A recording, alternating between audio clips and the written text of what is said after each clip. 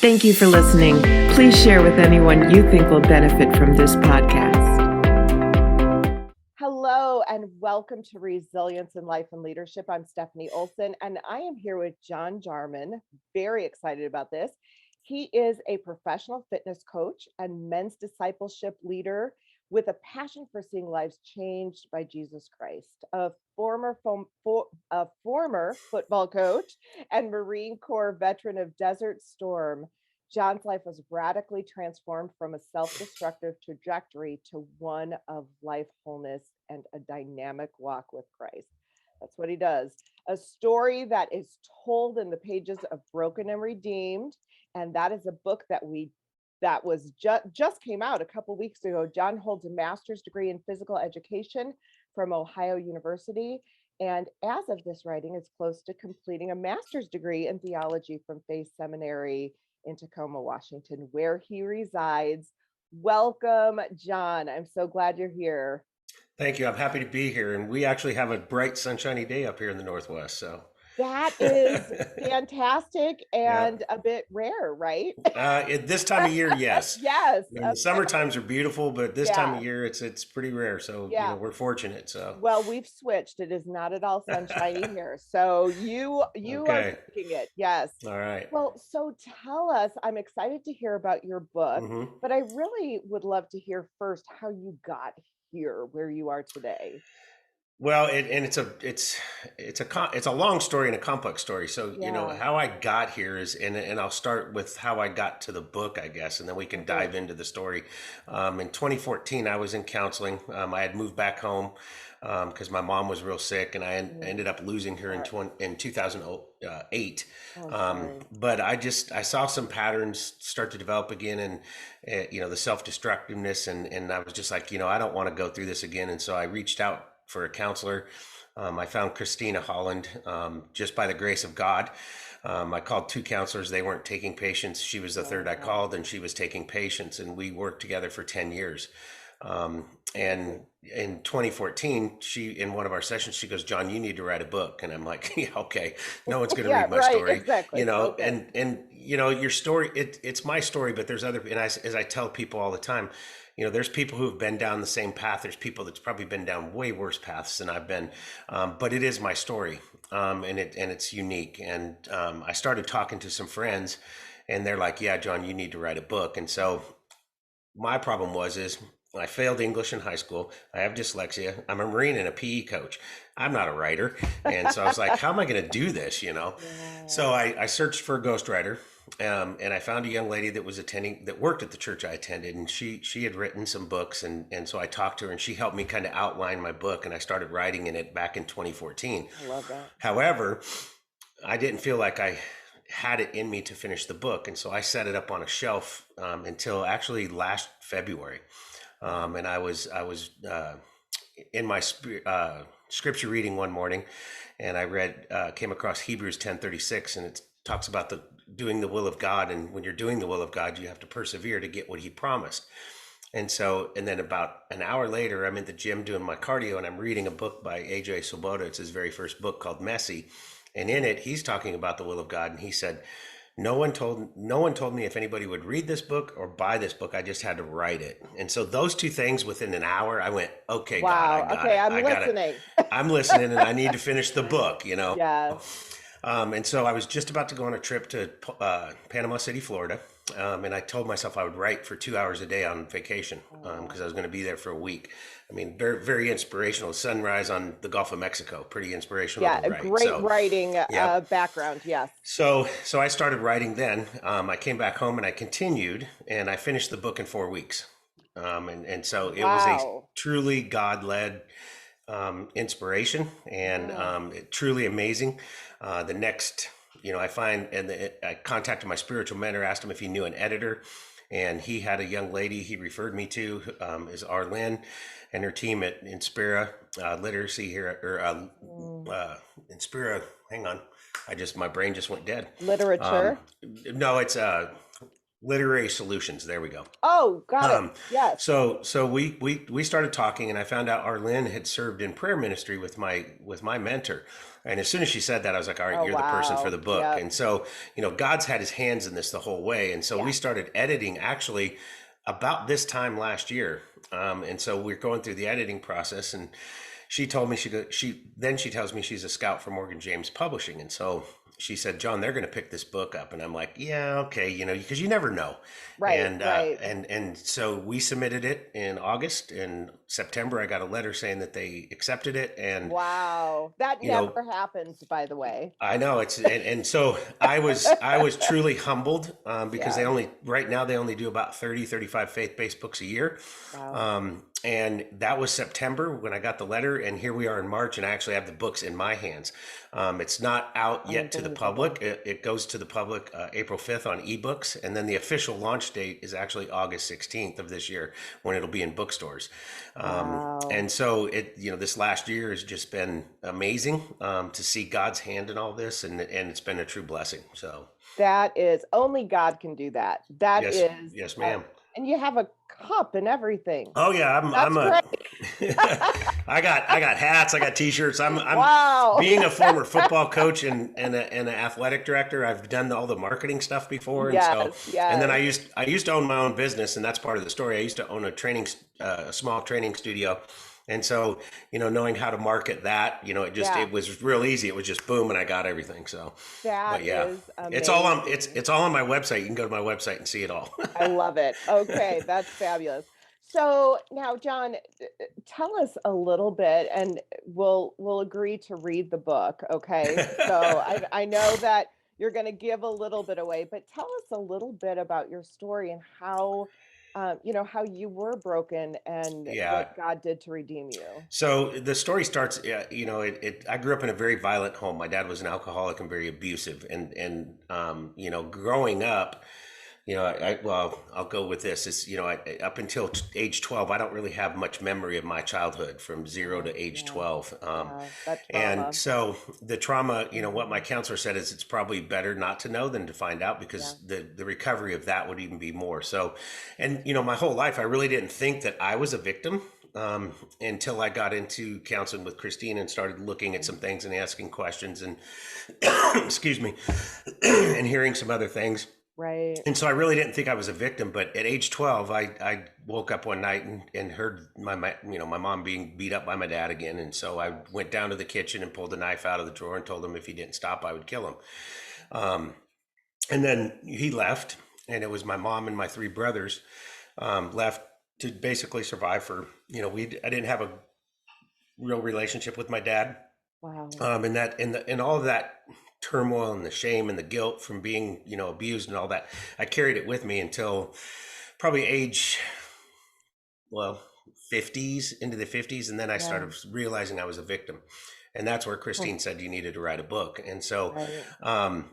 but going backwards back into time, I started high school, I got into playing football. But I was addicted to drugs, to alcohol. All my brothers were, because it was the early 80s. That was kind of, the drugs and alcohol thing. Yeah. But I was in that. I sold drugs. And one night I was sitting at a party, and I was like, there's got to be more to life than this. And I walked out of the party, and 2 days later I walked into a Marine recruiter's office, and I said, I need, can you get me out of here quick? And he asked if I committed a crime. Wow. He goes, did you commit a crime? And I said, yeah, but I've never been caught. And so he goes, okay. So we chatted for a while, and then 2 Yeah. months later I was in boot camp, and that saved my life. Now, how old 'cause were if I you at that time?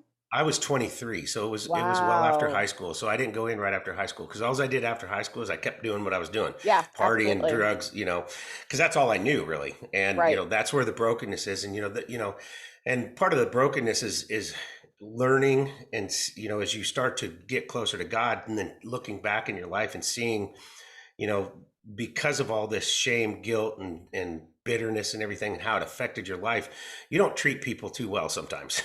And, Correct. and so you have to go back and, and I've tried to go back and speak with the people that I, might have hurt along the way and ask for forgiveness, because that's part of your walk. Yeah. Some have forgiven us, some haven't, and it's up to them if they want to forgive. Plus you have to ask for forgiveness. My dad and I did mend our relationship. You did. Wow. When I got out of boot camp and got out of schooling, I was stationed in Okinawa, Japan, and I started thinking about some of the things that were told to me as a young man about, what my dad did and did not do to support us as we were growing up. And so I wanted to know the truth. And so when I got stationed back here in the United States, I had some leave time and I flew to Colorado where he was living, and I knocked on his door. He opened the door and I popped right in the mouth. And wow. It's here. I don't recommend this to start your forgiveness. Yeah, well, but I get it though. Yeah, but my dad stood up and he wiped the blood off his lip and he said, "I deserve that. Let's go have a beer and talk." And so we went downstairs and I asked questions about, because we were told that no money was coming and all this stuff, and then I see all this stuff, and so then I got in a plane and I flew home and I put that out in front of my mom. I said, "Why'd you lie?" And so I'm dealing with all this as we're growing up. And so, then so that's all part of, the process and learning things and, and then understanding a little bit of it, but never, during this time, God was never present in my life during all of this. I went to church while I was in boot camp on Sunday just to escape the drill instructors for an hour. So that might have been where the seed was planted. That is great. I love it. Because they said, "Hey, you can go to church," and and I'm like, "Okay, I'm going just to get away from you guys for an hour." So get a break. So that, and I look back on that time, and it's the Holy Spirit. I don't know God, and I'm sitting in a party, and I walk out of the party, and I don't do drugs ever again. That's and so unreal. Yeah, that's where I'm at now in my faith. I can see where God was protecting me and watching out for me this whole time. And I take full responsibility of everything I did. And that's the thing. I don't condone it. There's some of it that I'm not too proud of, but it is what formed me. And that's right. So let's see where I'm at. Oh, so I get out of I met my wife at the time. I met her while I was in the Marine Corps. Okay. We went back to her hometown in Ohio, and that's where I started college because I wanted to get a degree. I wanted to actually teach and coach to help kids not go down the path I did. And that's amazing. And I did. I helped a lot of people, but then I also made some mistakes because I said I had a self-destructive behavior. I would go into a school, we would fix the school as far as the football team would go. We'd turn the football team around, and then I would go, not knowing what I was doing, I would self-destruct and end up having to move and go to a different school. And so there was people that I hurt along the way. Because now, were you a believer at this time? Had you found, okay, you're still you just went to church and that was it. I went, I didn't even go to church at this time, I went a couple of times, but not really. Boot camp, I went to church. Right. Before that, the only thing I had was my dad's mom. My dad was adopted. So my grandmother on my dad's side, she would always, when we would see each other, she would always say, "Johnny, God's got something special planned for you." And I would laugh at her really, because I didn't know who God was. And now she's laughing because I have this book and she knew it all the time. So, so, and so based on that, when my wife and I were together, we went in and out of church, but we weren't committed or anything like that to faith. And when I moved out of my first coaching job from North Carolina to Georgia, I started going to the Fellowship of Christian Athletes huddle that we had on campus. So still, I started getting exposure to the Word and to God, but still never walking, and truly abiding. And then I left Georgia and I came. My dad died in 2003, and so I came home for Christmas that year, and it was the first time in 18 years that I came home to the Northwest. And I got on the plane and I felt like I had to stay because my mom was sick. And, I knew she probably wouldn't make it too much longer. And so I went back to Georgia and I told my head coach, I said, "Look, I'm going home." And I found a job up here and I came home in 2000. Wow. 2005. Yeah. So I came home in 2005. Okay. And, So I came home and ended up losing my mom in 2008. When I got up here, one of the coaches that I hired, he was a pastor. And so I started attending his church. So then again, more exposure, the Right. seeds being watered. I'm still trying to learn things and to, scope this out. But as my coach, Coach Toina, he said that basically what I was a submarine Christian. I would come up on Sunday and I would go underwater for the rest of the week. That's right. There's And a few of yeah, those. Yes. yeah, and I love that term though because I it's do it's too. so appropriate, Yes. and but looking back, that's what I was at that time, and then I left that job and I got into personal training. And that's where I started seeing the self-destruction behavior again, and that's when I went to seek counseling. And at that time, I was getting closer and closer to God, and I prayed to God that He gives me a Christian woman, and I was just like praying that would happen, and He did. Excuse me. I'm sorry. Bless you.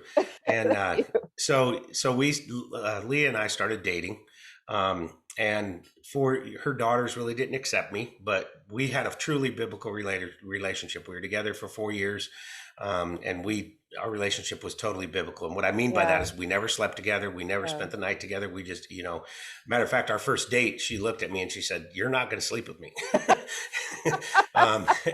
So I'm just letting you know right now. Letting you know right now up front. But, and I respect her for that because, she was a very strong Christian lady, and I learned a lot about faith and the walk.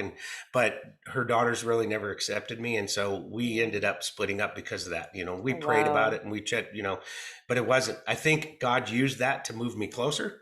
And Leah and I still remain friends today. And we have a strong relationship. So, but at that point I was going through counseling, and one day during counseling, we had a very, for lack of better terms, a very demonic session, because we were trying to do some recovery.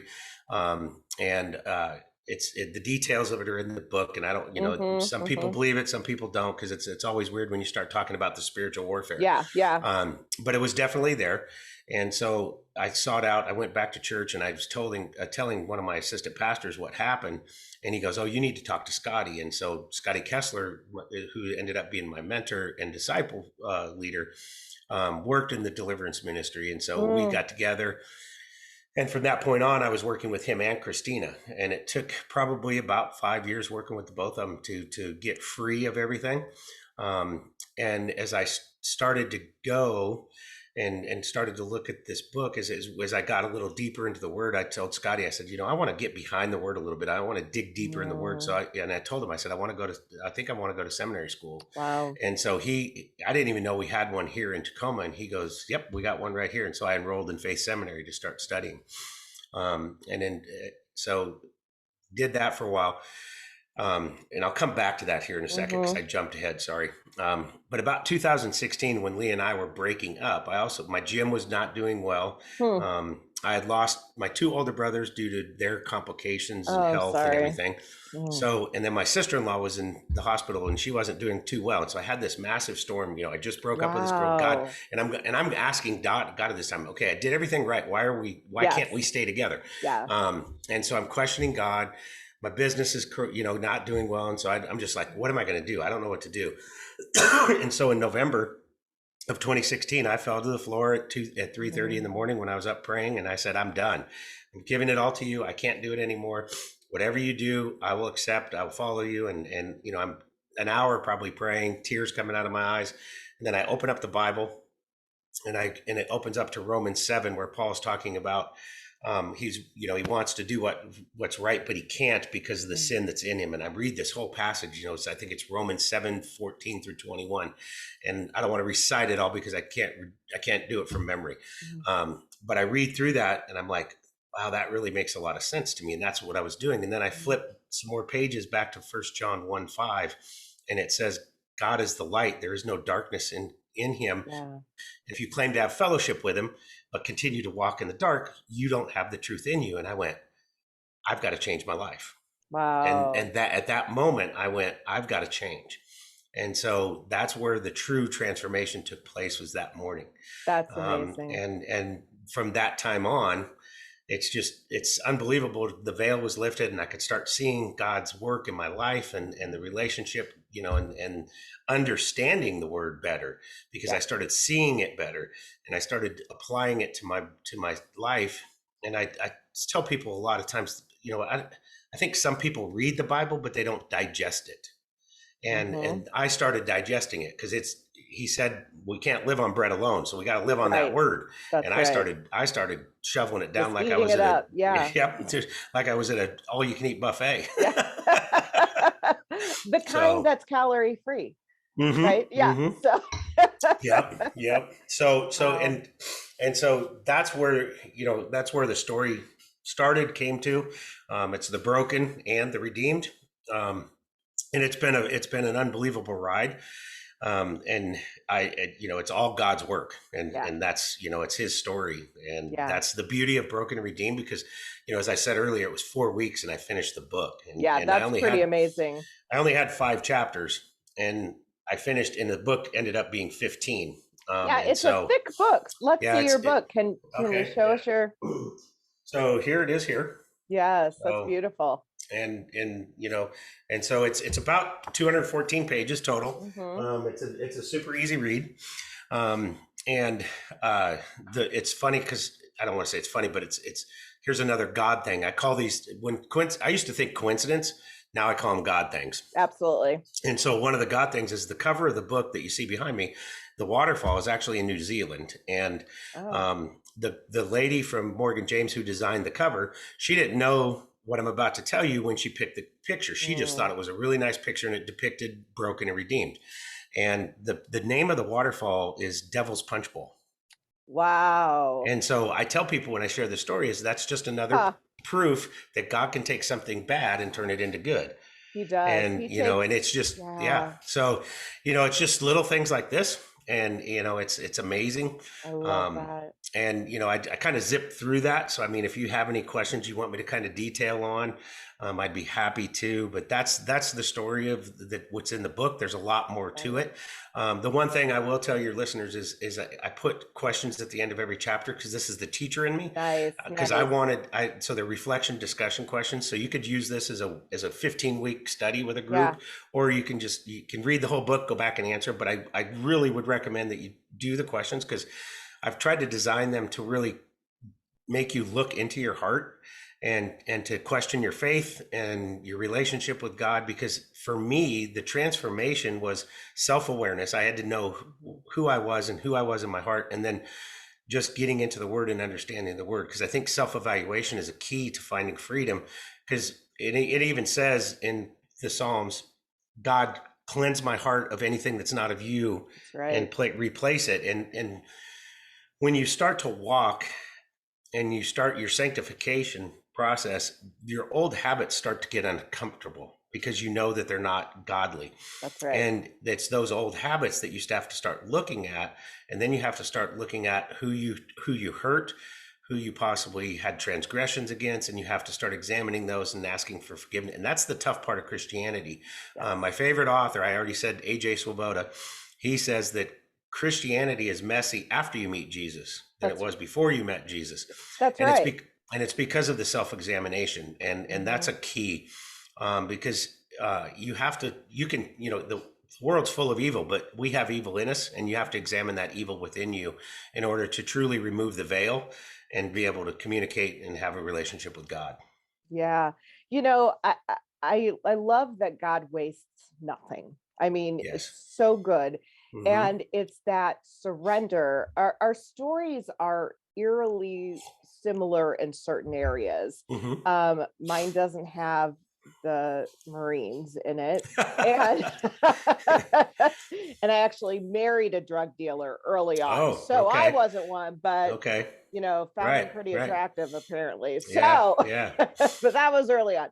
Right. But I think that it's amazing when you get to that place of true surrender, which is really very backwards from what the world teaches us. Right.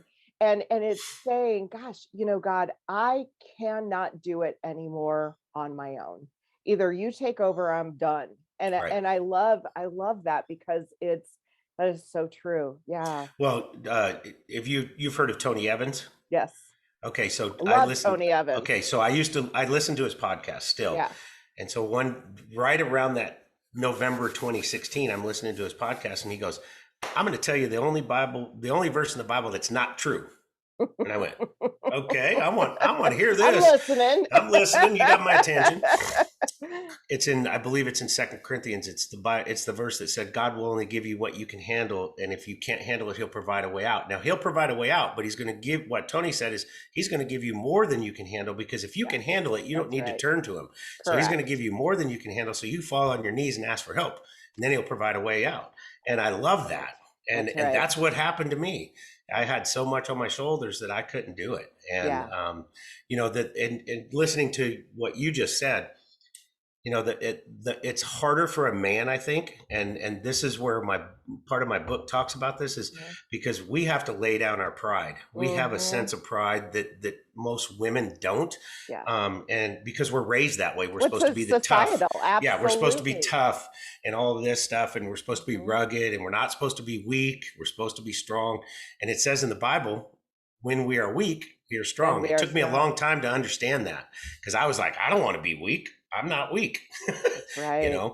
And so I think it's tougher for the men and the vulnerability of it. And one of the things I love about what Arlen and I did as we were editing the book is, when I turned it into her, there was 14 chapters. And she said, John, we're missing something between what was chapter 13 and 14. She goes, we need a connection right there. We need another chapter. And I'm like, so what are you thinking? She goes, I want to do an interview with you. And so she interviewed me about how I gave up the control and what I would tell people to do to help them give up control. Excuse me. And so we did this hour-long interview, and she took some raw notes. And then the next morning I was doing my cardio, and when I do cardio, I listen to worship music and I read, and so it's kind of like, I call it cardio in Christ, because it's my time where I can be with God and I get a little exercise. And so I was doing that, and God started speaking to me. And so I texted Arlen and I said, hey, send me the raw notes. I've got some ideas. So she sent me over the raw notes, and I took the notes and I started writing up this thing. And then I sent it back to her, and she goes, John, this is beautiful. We're going to make some adjustments. And that ended up being the 14th chapter. And the chapter title is Complete Surrender. And it truly, in my opinion, turned out to be the best chapter of the book. I love that. And so it's an amazing, and that part of it is where I challenge people is you got to look at yourself and see what you're doing. And there's so much in this world that distracts us and keeps us from trying to have that, time. Everybody's like, oh, I don't have the time to do that. Well, you got to make the time. Well, yeah. So. And you have to give up a little bit of Netflix, right? For the Word of God. It's a hard, sometimes it's a hard balance to know, this is something I'm willing to give up. Right. So that I can get closer and have that intimacy with Christ. Right. Well, it says in the Word, we're supposed to sacrifice. We have to sacrifice for our walk. And everybody's sacrifice is different. One of my sacrifices is time, because I get up at 3:30 in the morning every single day, except for Saturday and Sunday. Saturday, Sunday, I still get up at 5:30 because as I started studying and working with Scotty, it's called the fourth watch. It's from 3 a.m. to 6 a.m. And that's the most spiritual and demonic time of the clock. And if you look into the Bible, a lot of the significant events that happen in the Bible happen during the fourth watch: the parting of the Red Sea, Jesus walking on the water, his capture in Gethsemane. And those are just to name 3 of them. But so I used to get woken up during that time, and and I'd have these weird dreams and everything, but that was being attacked at that time.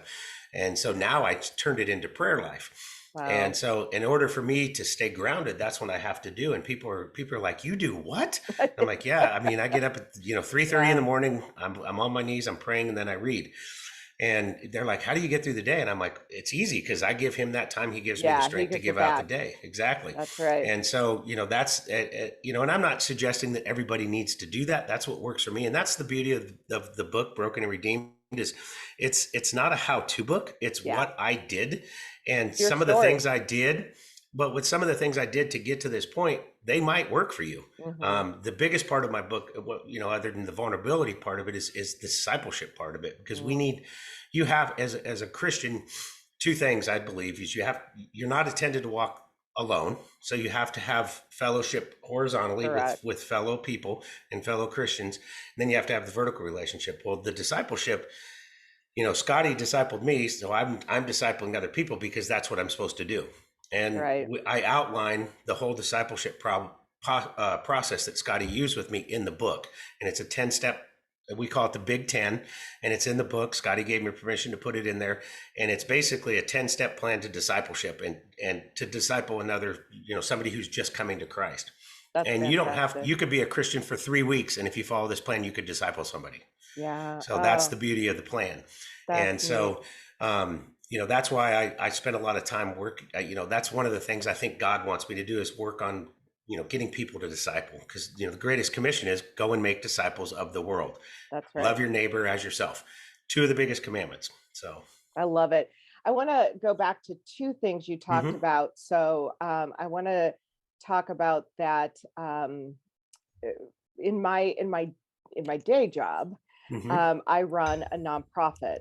And we do prevention education on human trafficking, social media safety, and healthy relationships. And one of the things that we talk about all the time is that we often hear human trafficking looks very different than what we think it looks like. And we often hear about females who are trafficked. And we don't often hear about the males who are trafficked, but they are, and they can be trafficked almost equally, depending on the community you're in.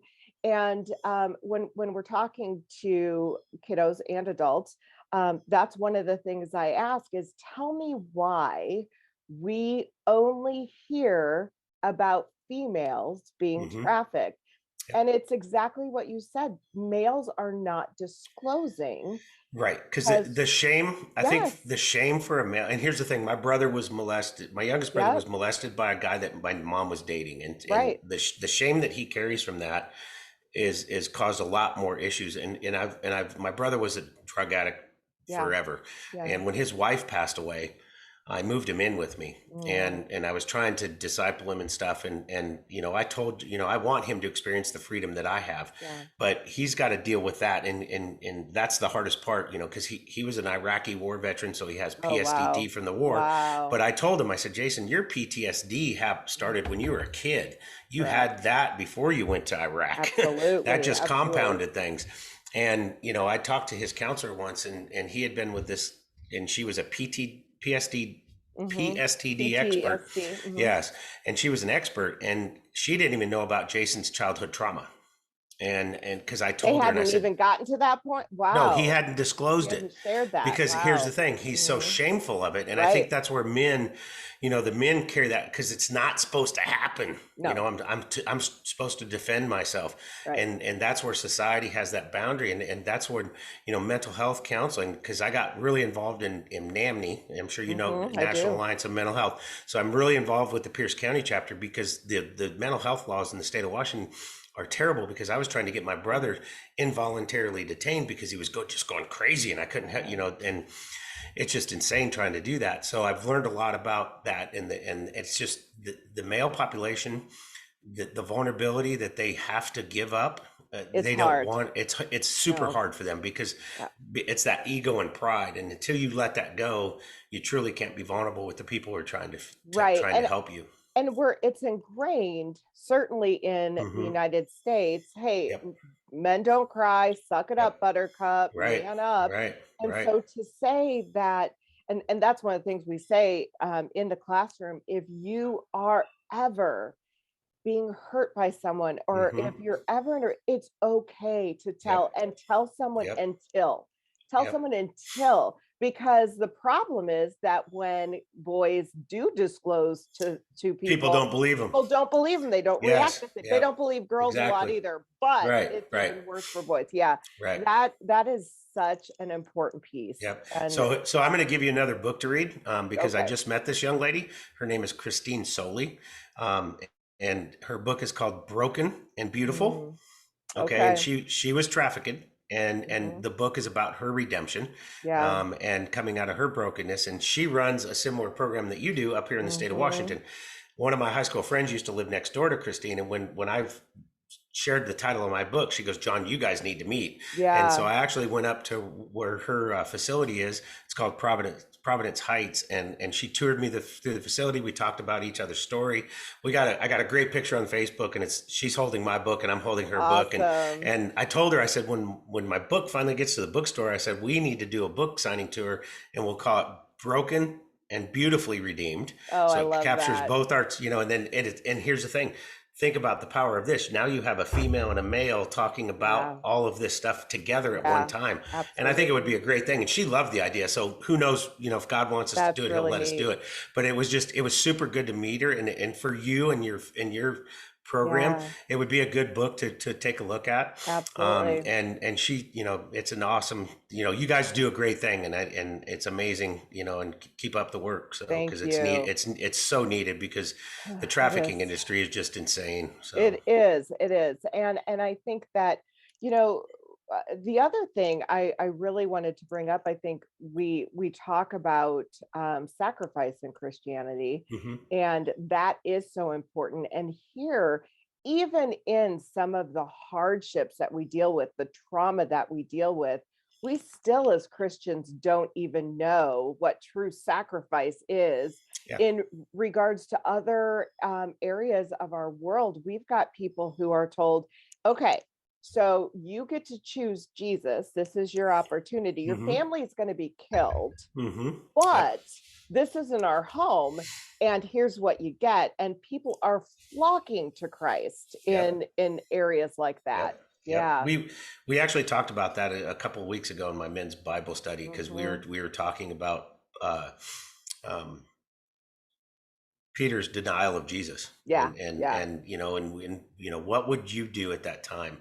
And we'd all like to sit here and say that we I would. would never do that. Exactly, but I mean, as we But so talked, did Peter. well, but here's the thing. Peter saw what crucifixion is. That's right. I mean, That's we've right. only seen pictures of it, That's and to true. me, the best depiction of that is Mel Gibson's film The Passion. Oh gosh, yes.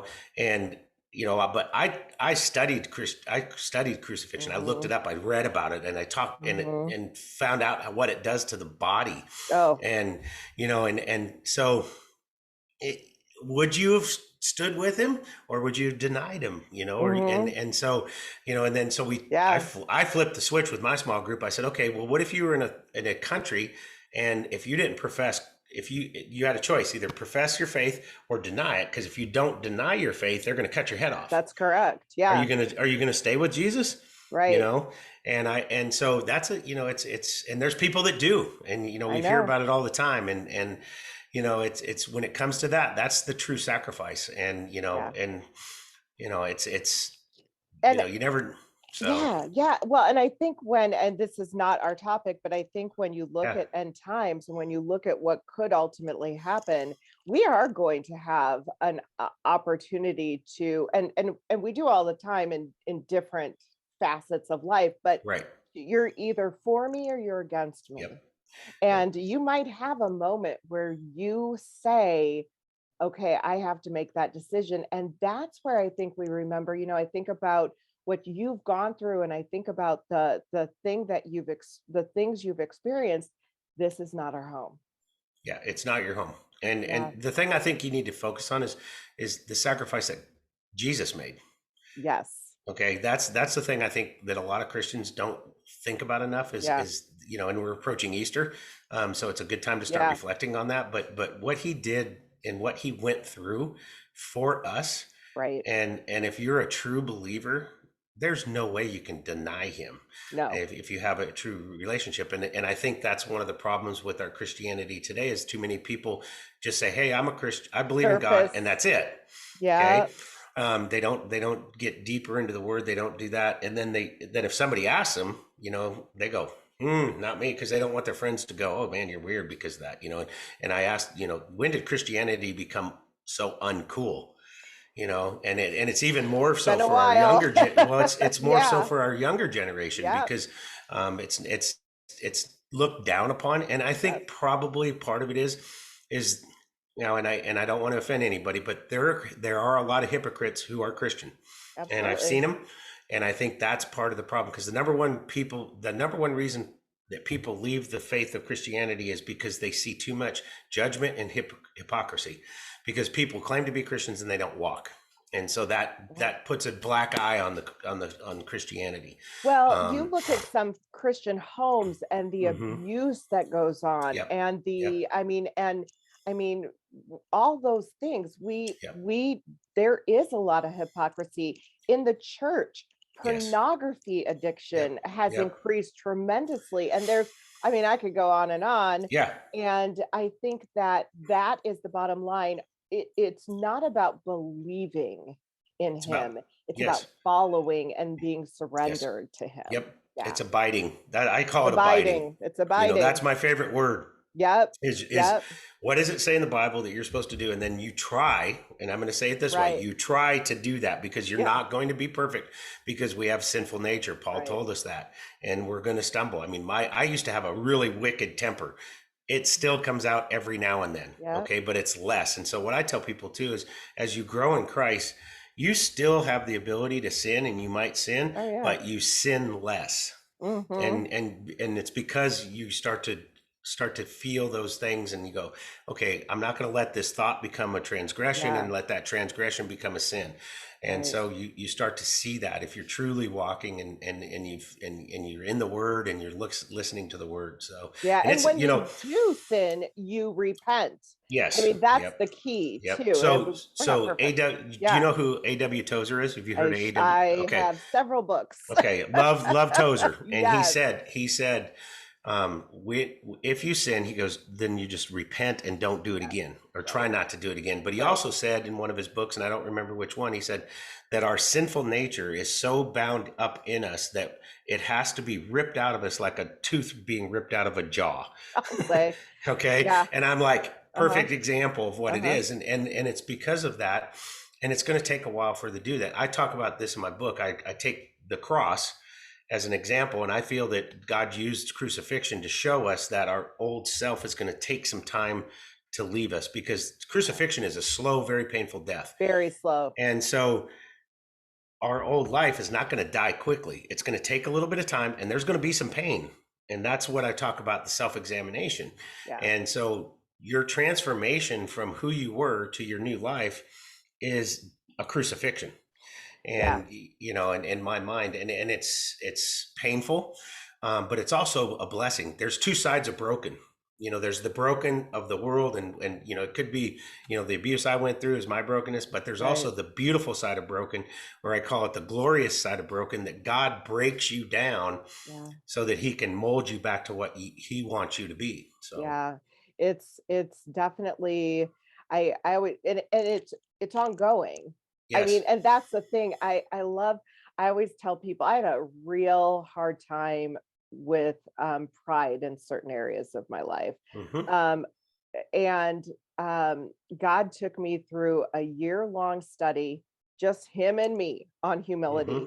And it was the most painful study I have ever done in my entire life. But what it was so amazing. And it's not that I don't have prideful thoughts anymore. I absolutely do. And now it's like, okay, God, that's yours. You take that.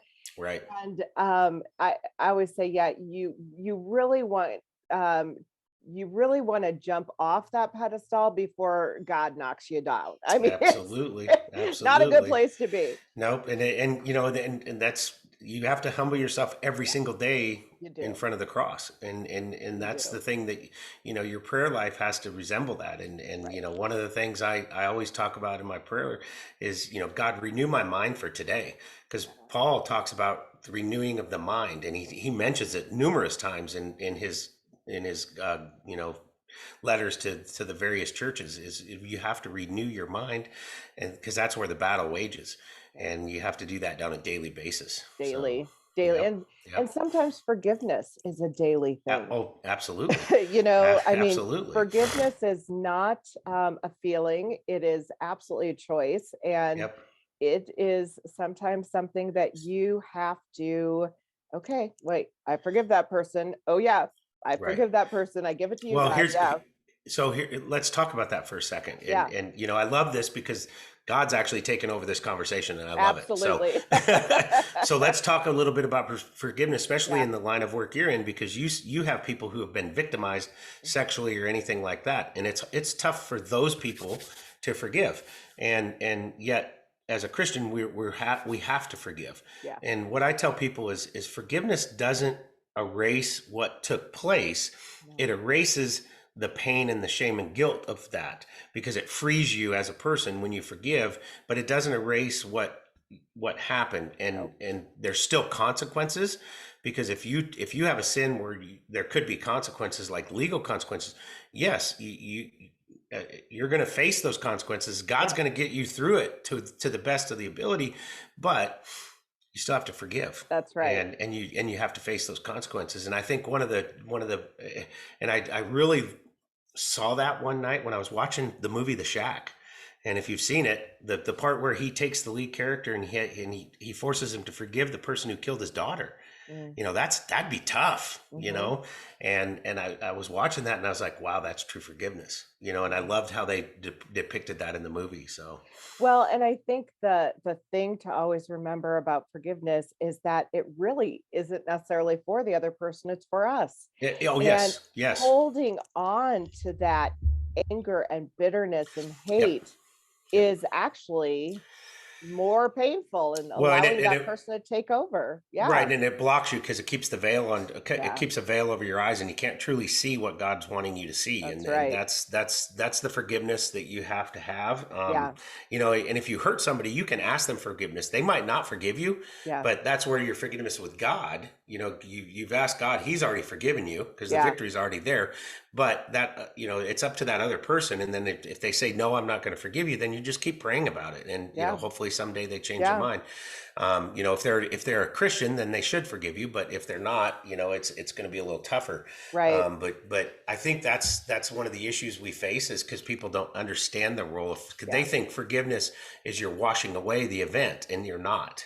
Well, there's, forget, forgive and forget. Right. When you look at the word forget in the Greek, the word actually means to disregard.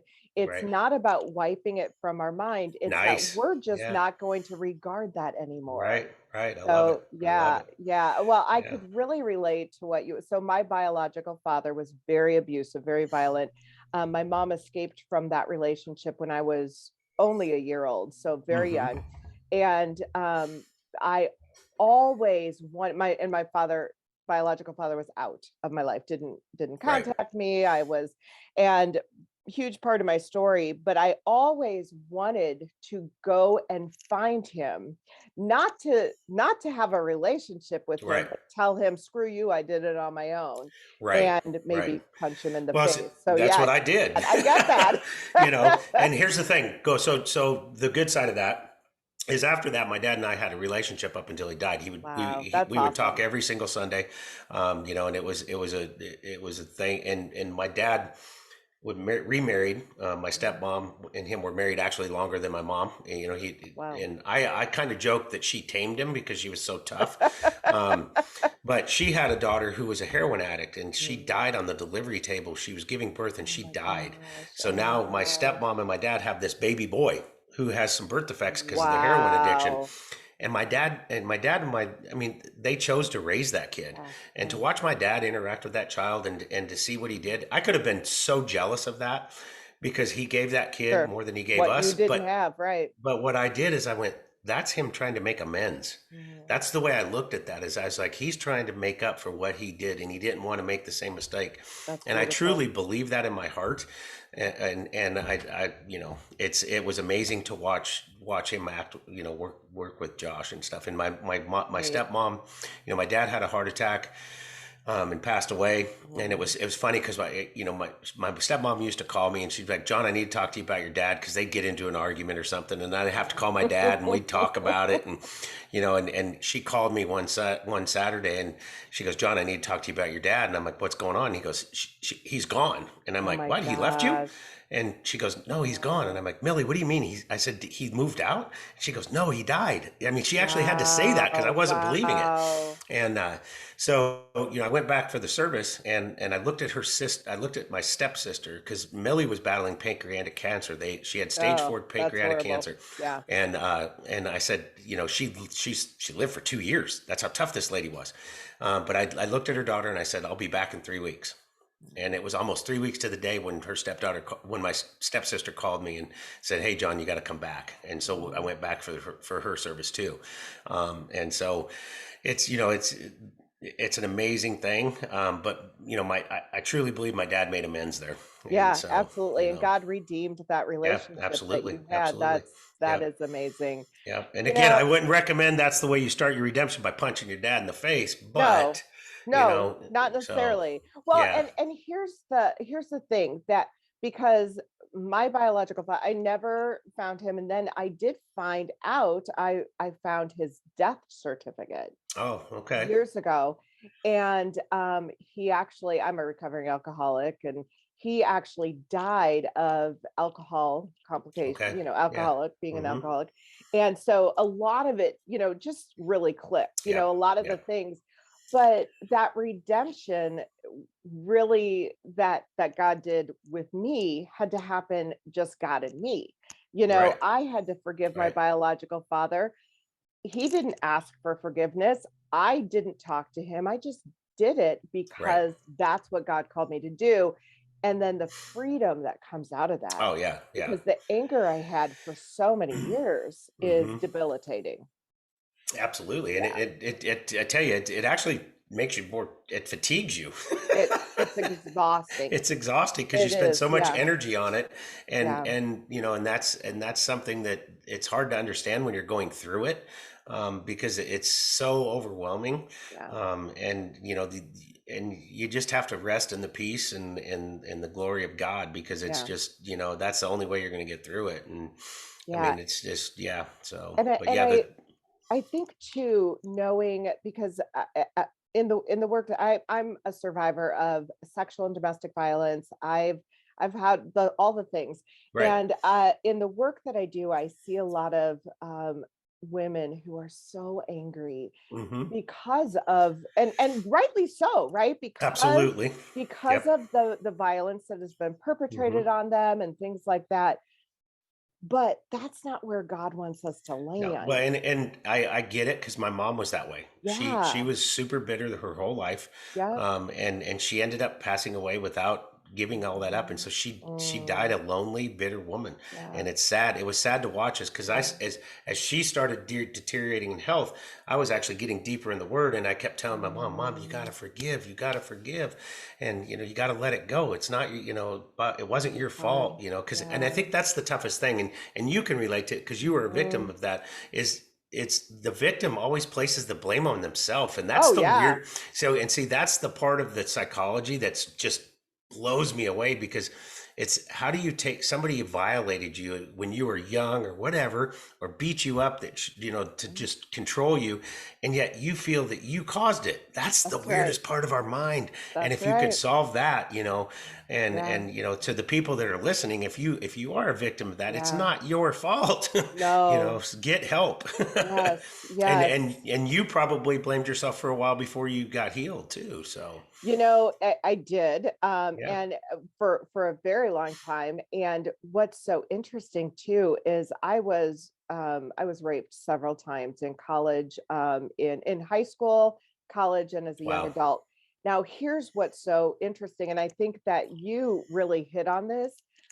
I did not. I was involved in this work, so it was like maybe 3 years ago or so, Hmm. doing this work every day, and I realized, oh my gosh, I was in a presentation. I was speaking somewhere, and I was speaking with a trauma therapist, and we were together, Hmm. and I never knew I was raped because I Wow. always blamed myself. I Right. never looked at, I was like, well, it was my fault. I was drunk, or it was my fault for Right. whatever reason. Right. Right. And it wasn't until Right. several years ago that I Wow. recognized that's Yeah. what happened to me. Right. And so that is one of the things that sometimes, same thing with individuals who are trafficked, so many don't self-identify as victims. And that is where that mind really does play that trick. Like I did Yep. this was my Yep. fault. Yeah. And God Yep. comes in and swoops in and says, nope, it's not your fault. Right. And I love you. And Yep. I am here to Yep. bring you healing. Absolutely. Oh, Absolutely. so good. Yep. I so Yep. appreciate this Oh, conversation. no, Thank you. no, I just looked down at the clock and I'm like, it's been an hour. Wow, Yeah, that went by fast. That sure did. And by the time this is released, your book will be out. So I will make sure to have all of that in the notes. So tell me, John, how do people find you? The easiest way is my website, and it's brokenandredeemed.com.